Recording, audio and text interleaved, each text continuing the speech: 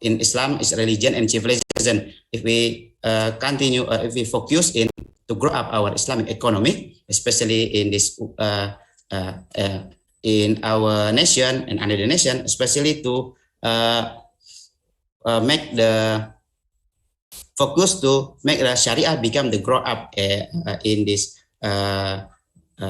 years. So the collective mind, we need a learning program, some educating to public. As we know, we start in 4.0. Next level we go to 5.0, and another we must to grow up in another technology. So dimension of progeny, especially we talk about that. If we do something and in Islamic finance good, inshallah our wife and our child make the money and good and something with the halal and we not we keep our progeny. So the last is prevention of wealth. We give the character also in Islamic bank not to focus in aspect also in saham and another, but is focused also in product real, which is the transaction based on a real asset, especially in Indonesia, UMKM also we support that also, and another institution we support by the GSWAP and social fund and another. This is finding in our research. Next, is that? Okay, this is the last.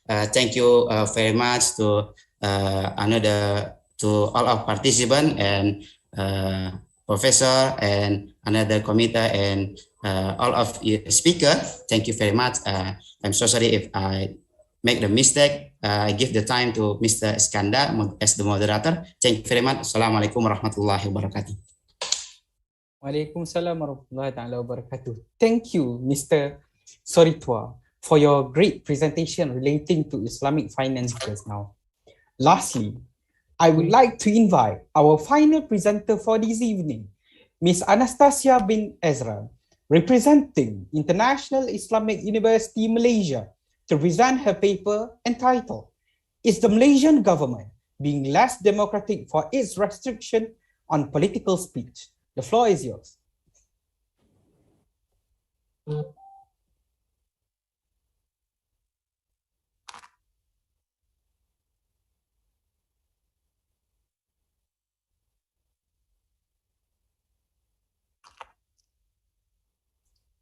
Thank you, moderator. Can you confirm if I'm audible? Yep, you are audible. All right, thank you. Okay. Bismillahirrahmanirrahim. Assalamualaikum. And I wish a good day to the audiences that are here with us today. My name is Anastasia binti Ezra. I am a second-year law student from the Ahmad Ibrahim Kuliah of Laws at the International Islamic University Malaysia.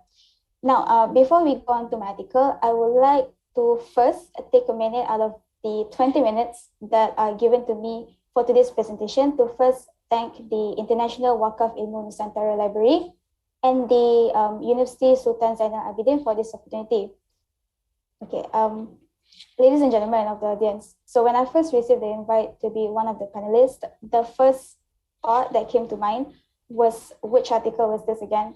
Because I submitted 2 articles to the collaborators, and to my surprise, the article that I wrote 2 years ago when I was doing my 1-year foundations education was picked to be presented today. And for that, I thank the collaborators for recognizing my work. Now, without further ado, ladies and gentlemen, my presentation today is to basically do an analysis on whether if the Malaysian government is being less democratic for its restriction on political speech. Next. All right, okay, so freedom of speech is defined as one's power or the right to express opinions without censorship, restraint, or legal penalty. There's a silver lining between free speech and hate speech, in which people often fail to distinguish one from the other, resulting in provocation in interracial and interreligious tensions. So at the Article 10, Clause 1A of the Malaysian Federal Constitution pertaining freedom of speech, assembly, and association states that every citizen has the right to freedom of speech and expression, and the fact that every Malaysian citizen is entitled to it serves as evidence of the government's acknowledgement on the importance of this form of human right. However, certain groups in the civil society are being liberal in this matter, basically claiming that the rights to free speech are not being enforced appropriately to individuals of the society because of the boundaries that were set by the government, which has put limitations to their ability to free speech, thus making them easy prey for the demagogue or a manipulative government per se. So the issue arises every time a political event takes place in which opposing parties were unable to practice political speech freely due to these restrictions. Hence arises the question as to, is the Malaysian government being less democratic for its restrictions on political speech, since free speech is considered to be fundamental in a democracy? First off, I would like to highlight that I disagree with the statement in regards to Malaysia being less democratic, with several supporting shreds of evidence. Ladies and gentlemen, after the withdrawal of the British was a period of democratic possibilities. The newly independent Malaya was a healthy political climate with promising democratic space. So the period from 1957 to 1964 saw the development of a local university, teachers training colleges, and higher learning institutions. And these are what we consider as the catchment areas for the emerging student movement. Next, please. Right, that being said, so students at the time were allowed to form a national union. So we had the Persatuan Kebangsaan Pelajar Malaysia, PKPM, which initiated the Asian Students Association, ASA. We've also had publications of newspapers from university students, that is the Mahasiswa Negara and the Gemasiswa.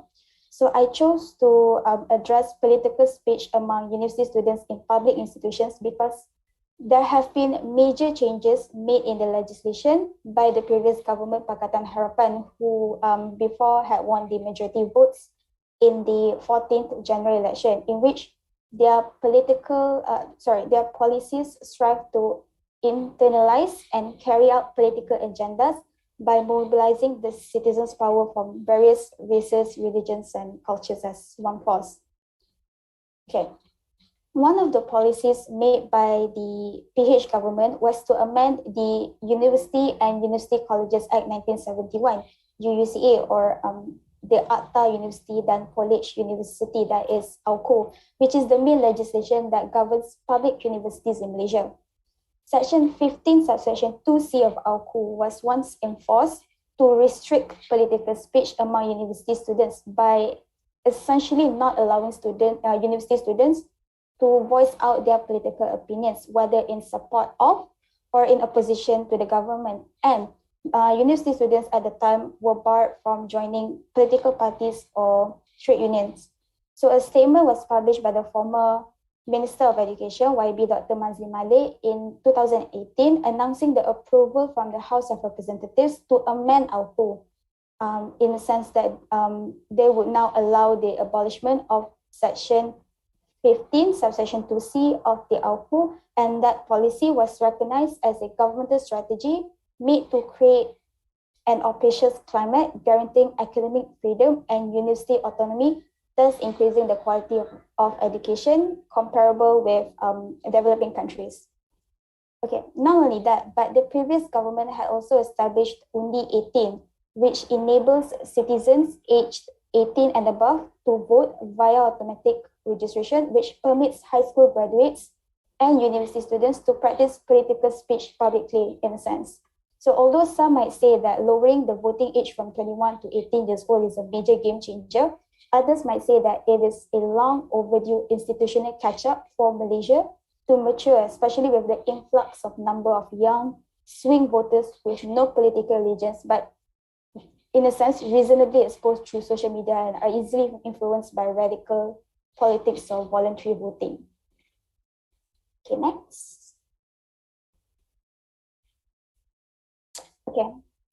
Okay, next I would like to appeal to another stakeholder group, that is the media. So there have been several legislations regulating the press in Malaysia, both traditional and online publications. So one of them being the PPPA, that is the Printing Presses and Publications Act 1984, that regulates the use of publications such as written or printed documents, newspapers, and audio recordings. So the PPPA required all newspapers and printing presses to own a publishing permit, and violation of this licensing requirement is a criminal offense in which can result in imprisonment for up to 3 years or fine up to 20,000 ringgit Malaysia or both. So with the enactment of the PPPA 1984, absolute discretion was given to the Home Minister to revoke a press or publication license if the news that was published by that publisher considered malicious by the Home Minister. So although licensing and permit publications of false news applies, although licensing and permit requirement is not entitled to new media per se, Section 8A of the PPPA that criminalizes publication of false news applies to new media to align with the modernization of technology. So the PPPA had essentially put all printed media under the control of the government and consequently diminishes independent medias through the denial of the yearly renewal of publications and printing licensing permits that was required by that act. Now, however, there was also amendments made to the PPPA in 2012, specifically to Section 3, Subsection 3, which now allows publishing companies to challenge the minister's decision in court, and another amendment that was made to Section 12 that states that permits issued under this act shall remain valid for as long as it is not revoked, which consequently abolishes the requirement for annual applications. So this shows that the government is being democratic towards freedom of the press.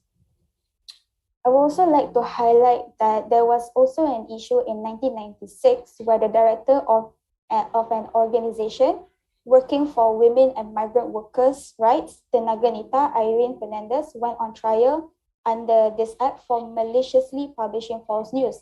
So that is under Article 8A, Clause 2 of PPPA. So bans on the publications of false news was enforced, in which various international bodies, including the UN Human Rights Committee, considered as breaching the guarantee of freedom of expression that Irene's report at the material time was protected by. Now, a few years later, the Malaysian Communications and Multimedia Commission Act 1998, that is the MCMC 1998, was enacted to provide the Malaysian Communications and Multimedia Commission with authorities to supervise and regulate communications and multimedia activities in Malaysia. So one of their policies of establishment is to ensure information security and network reliability and integrity, which serves as a platform for Malaysian citizens to file an online complaint on irresponsible publications. And this includes publications of false news. Next, please. Okay, ladies and gentlemen, lastly, I would like to bring forth the non-governmental agencies or NGOs as the third stakeholder group that I would like to address. And for this, I will primarily highlight on the Internal Security Act 1960 of Malaysia, or the ISA 1960, which was first enacted as a settlement to end the state of emergency caused by the communist insurgency. So its main objective is to eliminate the subversive threat and to extinguish terrorism. So one provision that in a way denotes restriction of the people's freedom of expression and press is actually Section 8, Subsection 1 of ISA 1960, which authorizes the Home Minister to detain or restrict a party or a person that exposes the threat of any prejudicial manner to the security of Malaysia for a period of not more than 2 years. So not only that, this act authorizes any police officers not below the rank of inspector to enter any premise without a warrant and arrest a person without first giving them the rationales of their arrestment, and the lawyers at that time were not allowed to represent ISA detainees. Next. Right. Okay, so in April 2001, 10 leaders of the reformacy movement were detained under ISA, and that had subsequently led to a street protest that was organized in front of the headquarters of the Inspector General of Police and this was at the National Mosque, at which they had unitedly demanded for the release of the ISA detainees. So this in fact received it's evident that the ISA received a strong opposition from NGOs that at the material time was uniting under one organization, that is the Gerakan Mansuhkan ISA, GMI, with its membership consisting of several other NGOs such as Aliran and Awam. Also with 31 other NGOs. All of them demanding for the release of the detainees and the abolishment of ISA. Next. Okay, so these are the pictures. These were the pictures of the university students that was arrested under the Police Act during the day of the street protest for illegal assembly at the National Mosque. Okay, next. Okay, this will be my last content. So the ISA was replaced and repealed by the Security Offences Special Measures Act 2012 or SOSMA, in which one of its provisions is that a person arrested under this act shall be informed of their grounds for their arrest immediately, and no person shall be arrested and detained under that act for their political belief or activity. So this shows that the Malaysian government is being democratic and encouraging free speech, specifically ones on politics. Right. Ladies and gentlemen, conclusively, it's evident that the recent developments in the youth and student movement are paving the way for the future journey, and that in itself creates a sense of urgency for a genuine structural and democratic changes. So I stand by my opinion that I disagree that the Malaysian government is being less democratic for its restriction on political speech, because free speech is one of the human rights every person is entitled to, and suppressing these rights will only desist a country from being comparable to other developing countries. So that's all from me. Okay. Okay, thank you very much to Ms. Anastasia for your Thank you, splendid moderator. presentation. You're welcome. It's really interesting to learn regarding the political speech restrictions. Now, we will open the floor for question and answer session. Participants may raise their questions by opening the mic of the platform or ask the question via the chat box provided in your respective platform. So yeah, if any of our audience have questions relating to Islamic finance and also relating to restrictions of political speech nowadays, especially in Malaysia, feel open, feel free, and yeah, ask your questions directly.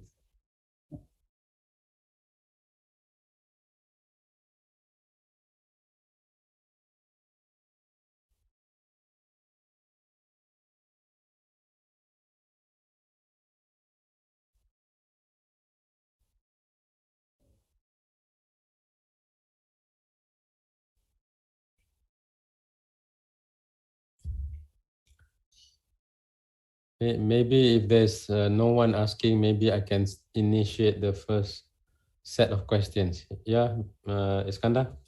Sure, Prof. Right, thank you. Just to get the ball rolling, ya. First, pertanyaan saya kepada Mas sorry Tua, betul? Alright.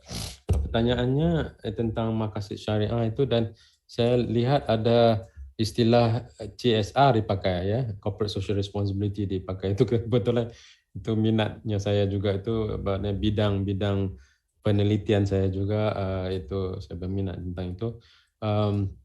Bagaimanakah yang dikaitkan, dihubung-kaitkan antara CSR dengan salah satu maqasid syariah tadi? Kalau nggak salah, yang mana itu ya, yang kalau kalau saya imbas kembali yang soul, Prof. the Yang soul, jiwa. betul, soul, ya. Yeah. Okay. Itu yang di soul, protection of the soul itu maksudnya jiwa kan. Kenapa dikaitkan dengan jiwa? Pertama, keduanya kalau CSR itu bisa corporate social responsibility kan, tanggungjawab sosial perusahaan dalam bahasa Indonesianya kan. Bukankah apa namanya rangkumannya itu rangkumannya sama ya? Cakupannya itu lebih luas dari soul sahaja, karena itu bisa masuk lingkungan atau bahasa Malaysia persekitaran, dan juga bisa masuk komunitasnya, community-nya juga bisa masuk ke tanggungjawab product responsibility. Jadi mungkin itu pertanyaan yang tentang maqasid syariah ya. Tapi saya fikir ini satu penulisan yang sangat bagus. Jarang sekali kita kaitkan maqasid syariah kepada dua tokoh agama yang besar dalam Islam ini. Jadi saya ini satu yang luar biasa, dan saya suka penelitian-penelitian seperti ini dan penulisan seperti ini. Jadi kita menghidupkan kembali kan tokoh-tokoh yang lama, apalagi kalau Imam Ghazali kan Ihya Ulumuddin, menghidupkan agama itu. So itu pertanyaan saya kepada saudara Soritua, sebutan saya betul ya namanya? Mas Soritua, betul? Betul, Prof. Betul. Soritua, Prof. Yang keduanya, the second question I'd like to address to Miss Anastasia, thank you, Raja. I think you presented something really concrete, very logical, very cogent. So the question I have, I like to extrapolate this free speech beyond the scope of what Malaysia is experiencing right now. We can see, if we were to project into the future, you see what we have experiencing in terms of legal realities in Malaysia have been accounted by other countries. So let's look into other countries and what kinds of problems they have vis-a-vis free speech. So for instance, just two things I'd like to ask you. In United States, political contribution, meaning if I give money, political contribution to the political parties, right? And that is considered as free speech. So no one can curb any lobby group, any interest group to give money to political financing, that is, to any political party, and that cannot be curbed. So giving of money is considered as part of free speech, and that is a ruling of the Supreme Court Justice of the United States. So that's one. What's your view? If you do have any view, or maybe you have some initial thoughts. Number one. Number two, in the context of, if we put this within the context of free speech as well, the wearing of hijab, right? Wearing a hijab in France. And then afterwards you can ask our ambassador, Malaysian ambassador to France, right? The wearing a hijab is not allowed, right? In France, because it is seen as a religious expression. Right? It's a religious expression, so no one should have their religious symbols manifest or worn overtly, right? And so you cannot show your religious beliefs using symbols. So wearing hijab is actually a part of religious expression. So and do you see that as a violation to free speech? So what's your thoughts? What's your take on those two issues? So enough. Those are two set of questions for two esteemed speakers. Thank you. Mr. Sarito, you want to go first? Sure. Is there a question for you? Thank you, Mrs. Anastasia. Thank you, Prof. As your insight and discussion. Memang pembahasan tentang penghubungan ini sangat panjang sekali untuk tidak hanya sekedar menghubungkan karena perlu membaca literatur orang, dan ini memang masih sebuah usaha dan perlu memang pengembangan.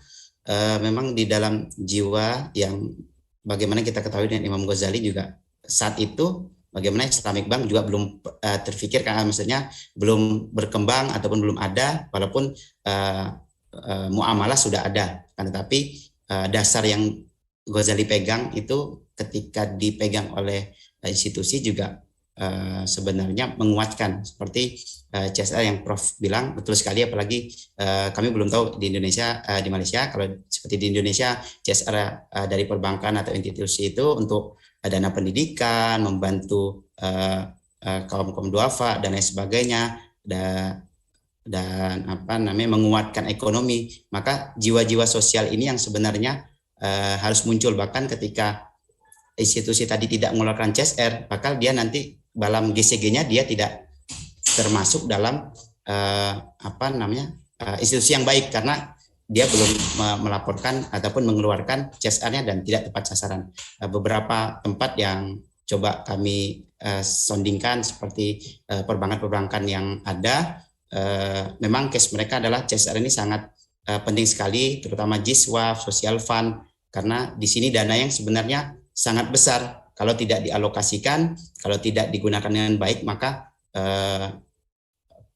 kemanfaatannya tidak tepat. Maka coba kami sondingkan bagaimana Ghazali dan juga Ibnu Ashur tadi membicarakannya juga dalam konsep umum general, maksudnya makosid itu juga membicarakan tentang jiwa sosial. Nah, coba kami turunkan di dalam perbankan itu adalah jiwa sosial di sebuah institusi yang mana memiliki kewajiban untuk melakukan CSR, dan CSR ini harus tepat sasaran. Kadang ada yang tidak tepat. Nah, inilah program kita, program sebenarnya praktisi dan juga akademisi ketika sama-sama berbaur dan juga peran di kampus, maka ini kan semoga menguatkan ekonomi syariah ini semakin berkembang, Prof. Mungkin demikian, Prof, yang bisa kami sampaikan, Prof.